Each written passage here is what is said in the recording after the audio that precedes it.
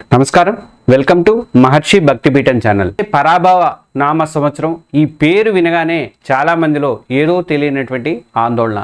ఇది కేవలం క్యాలెండర్ మార్పు మాత్రమే కాదు, గ్రహాలు మనకు ఒక పెద్ద హెచ్చరికనైతే పంపుతున్నాయి. రాజకీయ కుట్రలు, ఆర్థిక సంక్షోభాల నుంచి మన తెలుగు రాష్ట్రాలు ఎలా బయటపడతాయి, ఈ వీడియోలో ఆ సవాళ్లను ఎదుర్కొని ఎలా విజయం సాధించాలో తెలుసుకుందాం. అసలు పరాభవ నామ సంవత్సరం అంటే ఏమిటి అంటే 60 ఏళ్ల తెలుగు కాలచక్రంలో 40వదిగా వస్తున్నటువంటిదే శ్రీ పరాభవ నామ సంవత్సరం. దీని గురించి చాలా మందిలో కూడా కొత్త ఆశలతో పాటు కొన్ని అనుమానాలు కూడా ఉన్నాయి. ముఖ్యంగా పరాభవ అనే పేరు వినగానే ఓటమి, అవమానం ఇలాంటి అర్థాలైతే గుర్తుకొచ్చి మనసులో కాస్త ఆందోళన కలగడం అయితే సహజం. కానీ జ్యోతిష్య శాస్త్రం ప్రకారం ఏంటంటే ఈ పేరుకు అసలైనటువంటి అర్థం చాలా లోతైనది అని. ఇది ఓటమిని చూసి భయపడాల్సిన కాలం కాదు, మనలోని అహంకారాన్ని కానీ మన బలహీనతలు కానీ జయించి ఆత్మ పరిశీలనతో ఉన్నత స్థితికి చేరాల్సినటువంటి కాలము. మనల్ని మనం సంస్కరించుకొని వినయాన్ని, క్రమశిక్షణను అలవర్చుకొని భవిష్యత్తు అభివృద్ధికి బలమైనటువంటి పునాదులు వేసుకోవడానికి ఇదొక సువర్ణమైనటువంటి అవకాశం. శ్రీ పరాభవ నామ సంవత్సరం 2026 మార్చి 19వ తేదీ నాడు, గురువారం నాడు చైత్ర శుద్ధ పాడ్యమితో మొదలవుతుంది. ఈ కొత్త ఏడాదిలో గ్రహాల గమనం చాలా ప్రత్యేకంగా ఉండబోతుంది అని చెప్పి పండితులు అయితే చెప్తున్నారు. ముఖ్యంగా గురు, శని, రాహు, కేతువుల లాంటి ప్రధాన గ్రహాల కదలిక మన జీవితాల మీద, సమాజం మీద, మరీ ముఖ్యంగా మన తెలుగు రాష్ట్రాలైనటువంటి ఆంధ్రప్రదేశ్, తెలంగాణ మీద ఎలాంటి ప్రభావం చూపబోతున్నాయి అన్నది ఇప్పుడు వివరంగా చూద్దాం. ప్రధాన గ్రహ మార్పులు ఎందుకు హెచ్చరికలు అంటే, ప్రతి ఏటా గ్రహాలు రాసులు మారుస్తూ ఉంటాయి. కానీ 2026లో జరగబోయేటువంటి మార్పులు చాలా కీలకమైనవి అంటున్నారు. అందుకే పండితులు ఈ సంవత్సరాన్ని ఒక హెచ్చరికగా చూస్తున్నారు. ప్రధానంగా 4 పెద్ద గ్రహాల సంచారాలు అనేవి ఒకే ఏడాదిలో జరగడం వల్ల వాటి ప్రభావం చాలా తీవ్రంగా ఉండొచ్చు అని చెప్పేసి పండితులు చెప్తున్నారు. ఒకటి ఏంటంటే గురు సంచారం. అంటే దేవగురు అయినటువంటి బృహస్పతి జూన్ 2, 2026 నాడు కర్కాటక రాశిలోకి ప్రవేశిస్తాడు. ఇది అత్యంత శుభప్రదమైనటువంటి మార్పు. ఎందుకంటే కర్కాటకం గురువుకి ఉచ్చస్థానం. ఇక్కడ గురువు చాలా శక్తివంతంగా ఉండి విద్య, కుటుంబ సౌఖ్యం, ఆధ్యాత్మిక ఉన్నతికి ఎంతో మేలు చేస్తాడు. అయితే కథ ఇక్కడితో అయిపోలేదు. అక్టోబర్ 31, 2026న గురువు సింహరాశిలోకి ప్రవేశిస్తాడు. ఇలా ఒకే ఏడాదిలో 2 రాశుల్లో సంచరించడం, ఆపై వక్రించడం వంటివి కొన్ని తాత్కాలిక అడ్డంకులు కానీ, గందరగోళ పరిస్థితులు కానీ సృష్టించవచ్చు అని చెప్పి పండితులు చెప్తున్నారు. ఇక రాహుకేతు సంచారం. ఛాయాగ్రహాలైనటువంటి రాహుకేతులు ఎప్పుడు ఒకరినొకరు ఎదురుగా ప్రయాణం చేస్తూ ఉంటాయి. డిసెంబర్ 6, 2026న రాహు మకర రాశిలోకి, అలాగే కేతువు కర్కాటక రాశిలోకి ప్రవేశిస్తున్నారు. ఇది చాలా అరుదైనటువంటి కలయిక. ఎందుకంటే కర్కాటకంలో అప్పటికే ఉచ్చస్థితిలో ఉన్నటువంటి గురువుతో కేతువు కలవబోతున్నాడు. ఇది కొన్ని అనూహ్యమైనటువంటి సంఘటనలకు, ముఖ్యంగా జల సంబంధిత వివాదాలకు కానీ, మానసిక ఆందోళనకు కానీ దారితీయవచ్చు అని చెప్పి సూచిస్తోంది. మరోవైపు మకరంలోకి రాహువు ప్రవేశం రాజకీయ, అధికార రంగాల్లో పెను మార్పులకు సంకేతంగా చెప్తున్నారు. ఇక మూడవది కుజ సంచారం. అంటే సేనాధిపతి అయినటువంటి కుజుడు కూడా ఆగస్టు 2026 నుంచి తన రాశిని మార్చుకుంటూ మిథునం, కర్కాటకం, సింహరాశుల్లో వేగంగా సంచారం అయితే చేస్తున్నాడు. కుజుడి దూకుడు స్వభావం ఈ గ్రహాల మార్పులకు తోడైతే రాజకీయ వేడిని మరింత పెంచే అవకాశం ఉంది అని చెప్పి పండితులు చెప్తున్నారు.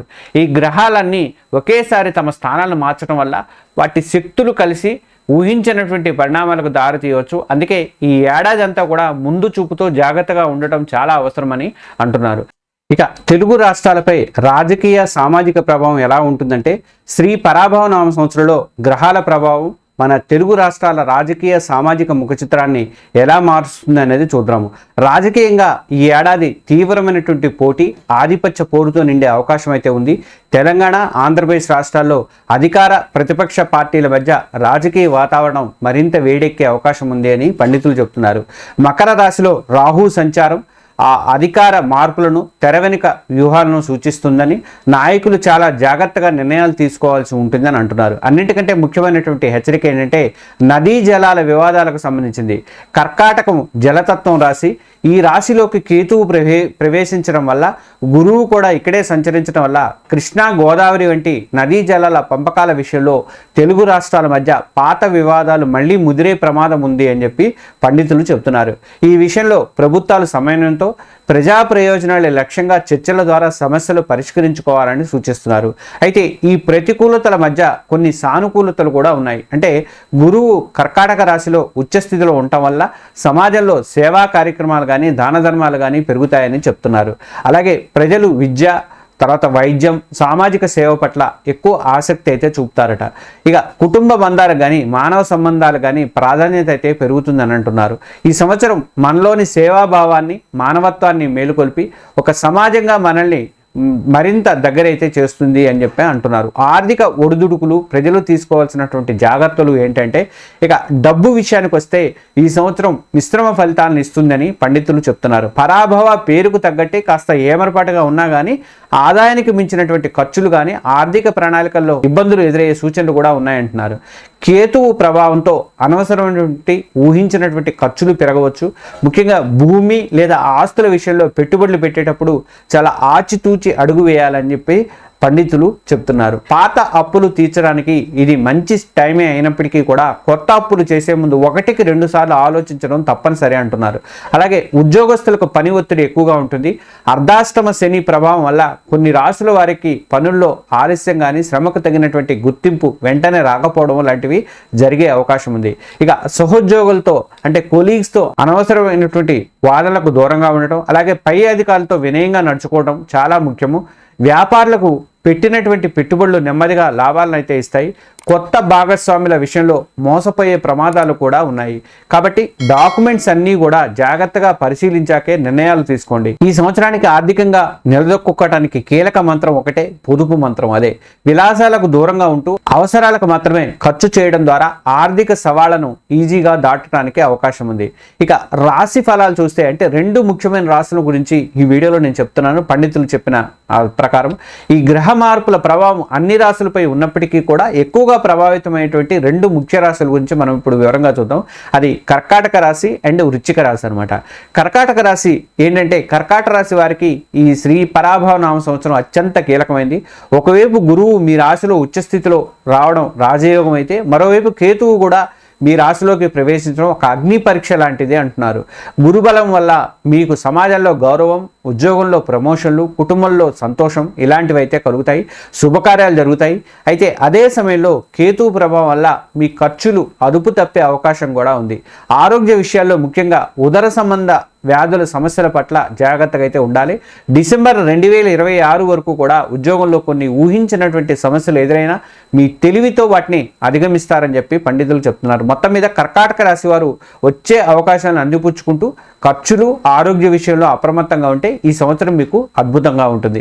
ఇక వృశ్చిక రాశి వాళ్ళకి ఎలా ఉంటుంది అంటే, వృశ్చిక రాశి వారికి ఈ సంవత్సరం మిశ్రమ ఫలితాలు ఉన్నాయి. ఆదాయం 11 భాగాలు బాగున్నప్పటికీ కూడా వ్యయం 8 భాగాలు కూడా ఎక్కువే ఉండటంతో పొదుపు చేయడం కొంచెం కష్టంగా మారుతుందని పండితులు అయితే చెప్తున్నారు. ఉద్యోగస్తులకు పని ఒత్తిడి కానీ శ్రమకు తగిలినటువంటి ఫలితం కోసం కాస్త ఎక్కువ కాలం ఎదురు చూడాల్సిన అవసరం అయితే రావచ్చు. ముఖ్యంగా అర్ధాష్టమ శని ప్రభావం కొన్ని పనుల్లో ఆలస్యానికైతే కారణమవుతుంది. అయితే జూన్ తర్వాత పరిస్థితులు మీకు అనుకూలంగా మారతాయని పండితులు చెప్తున్నారు. వ్యాపారులు కొత్త పెట్టుబడుల విషయంలో తొందరపడకుండా కొంతకాలం వెయిట్ చేయడం ఉత్తమం. అలాగే కుటుంబంలో చిన్న చిన్న అభిప్రాయ భేదాలు వచ్చినా కానీ మౌనంగా ఉండటం ద్వారా చాలా సమస్యలను నివారించుకోవచ్చు. ఆరోగ్యం విషయంలో మోకాళ్ళు కానీ వెన్నుపూస సంబంధిత సమస్యలు కానీ తలెత్తే ఛాన్స్ ఉంది. అశ్రద్ధ వద్దు. ప్రశాంతత కోసం అని చెప్పేసి ధ్యానం కానీ యోగా చేయడం కానీ మీకు ఎంతగానో మేలు చేస్తుందని పండితులు అయితే చెప్తున్నారు. ఇప్పటిదాకా మనం పరాభవ నామ సంవత్సరం ప్రభావాలను కానీ అలాగే కొన్ని ముఖ్య రాశుల ఫలితాలను చూసాము. మరి మీది ఏ రాశి? ఈ కొత్త సంవత్సరంపై మీ అంచనాలు, మీ ఆలోచనలు ఏమిటో కింద కామెంట్స్లో మాతో పంచుకోండి. ఈ వీడియో మీ కుటుంబ సభ్యులకు, మీ స్నేహితులకు ఉపయోగపడుతుంది అనుకుంటే మాత్రం తప్పకుండా షేర్ చేయండి. అలాగే మన మహర్షి భక్తిపీఠం ఛానల్ని సబ్స్క్రైబ్ చేసుకోవడం మాత్రం అస్సలు మర్చిపోవద్దు. ఇక పరిహారాలు, సవాళ్ళను ఎలా ఎదుర్కోవాలంటే, గ్రహాల హెచ్చరికలు చూసి భయపడాల్సిన అవసరం లేదండి. జ్యోతిష్యం సమస్యలను చూపించడం కానీ వాటిని అధిగమించే మార్గాలను కూడా సూచిస్తుంది. ఈ సంవత్సరంలో ప్రతికూల ప్రభావాలను తగ్గించుకొని సానుకూల శక్తిని మీరు పెంచుకోవాలి అనుకుంటే ఇక్కడ కొన్ని ఈజీ పరిహారాలు ఉన్నాయి. ఒకటంటే ఆత్మ పరిశీలన అండ్ క్రమశిక్షణ.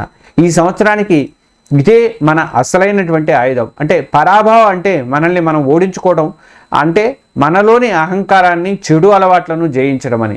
ఇక ప్రతిరోజు కూడా కాసేపు ధ్యానం చేయడం కానీ, క్రమశిక్షణతో కూడినటువంటి జీవన శైలిని పాటించడం ద్వారా మానసిక స్థైర్యాన్ని మీరు పెంచుకోవడానికి అవకాశం ఉంటుంది. ఇక రెండవది ఏంటంటే సేవా కార్యక్రమాలు, అంటే దానం. గురు బలాన్ని పెంచుకోవడానికి, శనికేతువుల ప్రతికూల ప్రభావాలను తగ్గించుకోవడానికి దాన ధర్మాలు చేయడం అనేది ఉత్తమ మార్గం. పేదవాళ్ళకి ఆహారం కానీ, వస్త్రాలు దానం చేయడం, ముఖ్యంగా చదువుకునేటువంటి విద్యార్థులకు సహాయం చేయడం వల్ల అద్భుతమైనటువంటి శుభ ఫలితాలు అయితే కలుగుతాయి. ఇక మూడోది ఏంటంటే దైవారాధన. ప్రతికూల శక్తుల నుంచి ఎప్పుడైనా సరే మనం రక్షణ పొందడానికి దేవుణ్ణి ఆశ్రయించడానికి మించినదని ఇంకొకటి లేదండి. కర్కాటక రాశి వారు బ్రాహ్మణులకు ఉలవలు దానం చేయడం మంచిదని అంటున్నారు. అలాగే వృశ్చిక రాశి వారు ప్రతి శనివారం కూడా హనుమాన్ చాలీసా పాటించడం వల్ల కష్టాలు పోతాయని చెప్పి చెప్తున్నారు. అందరూ తమ ఇష్టదైవాన్ని ప్రార్థించుకోవడం, సోమవారాల్లో శివుడికి అభిషేకం చేయడం వల్ల మానసికంగా ప్రశాంతత అయితే చేకూరుతుంది. ఇక నాలుగోది ఏంటంటే కుటుంబ ఐక్యత. ఈ సంవత్సరంలో కుటుంబ బంధాలకు ఎక్కువ విలువైతే ఇవ్వాలి. పెద్దల మాటలను గౌరవించడం కానీ, కుటుంబ సభ్యులతో ప్రేమగా మెలగడం ద్వారా గురుగ్రహం యొక్క అనుగ్రహాన్ని పొందవచ్చు.